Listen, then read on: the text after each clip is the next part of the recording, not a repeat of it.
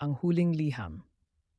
Tahimik na nakaupo si Ana sa tabi ng bintana, hawak ang isang lumang liham na matagal na niyang itinago, ngunit hindi kailanman binasa.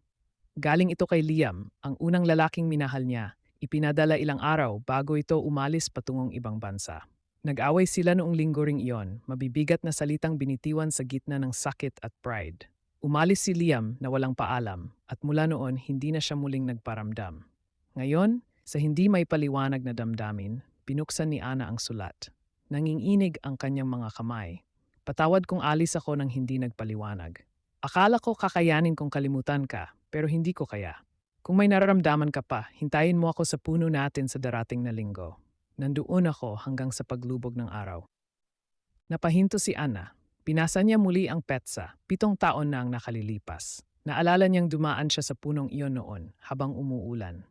May nakita siyang lalaking naghihintay pero hindi niya nilingon. Pilit niyang nilabanan ang damdamin. Ngayon sa kanyang mga palad, hawak niya ang alaala ng isang pagkakataong hindi na maibabalik. Naghintay si Liam at hindi na niya kailanman magagawang bumalik sa araw na iyon.